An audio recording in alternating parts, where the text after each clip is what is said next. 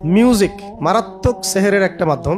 মিউজিকের সাথে যারা সম্পৃক্ত আছে তারা সেহেরগ্রস্ত হয়ে যেতে পারে, জাদুগ্রস্ত হয়ে যেতে পারে। এটা খুব সহজে।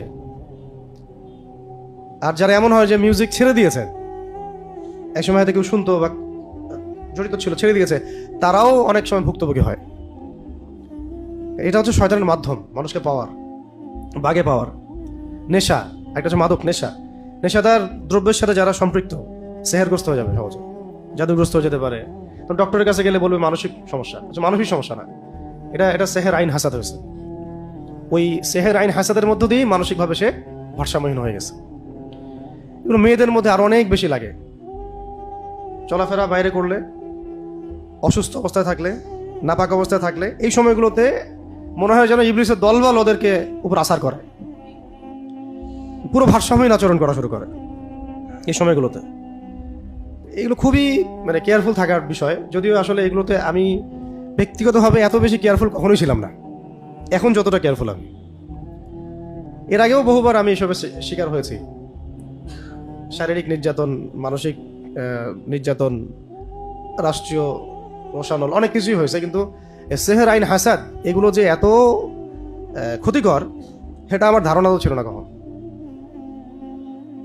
আল্লাহ পাক যেন আমার মতো আপনাদের সবাইকে হেফাজত করেন, এবং কেউ যেন এসবের ফিতনায় কোনো ক্ষতিগ্রস্ত না হয়, আমরা সবার জন্য দোয়া করি। বাসার পরিবেশটা ইসলামিক করার চেষ্টা করা, কোনো রকমের এই ছবি, কুকুর, মূর্তি টুর্তি এগুলো বাসায় না রাখা।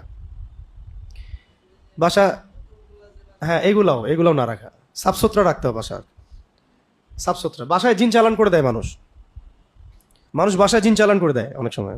এগুলো সত্য, এগুলো সায়েন্স বিশ্বাস করবে না, কিন্তু এগুলো আমাদের শরিয়ার মধ্যে আছে। এগুলো শোনার পরে আবার সবসময় এটা মনে করবেন না যে সবকিছু ওই কারণেই হচ্ছে, এমন আবার সাইকোলজিক্যাল পরিবর্তন যেন না হয়। শক্ত থাকা, কিন্তু এটা সত্য, এটা হয়, কিন্তু এগুলো দুর্বল। যার উপর যত শক্তিশালী সেহের আইন হাসাদ হয়, তার প্রতিক্রিয়াটা তত বেশি হয় এমন। আর এগুলোতে ইহুদিরা খুব পারদর্শী। এই তান্ত্রিকরা বেশিরভাগই বিধর্মী, খ্রিস্টান, বৌদ্ধ, তারপরে হিন্দু, এরা এগুলো বেশি করে।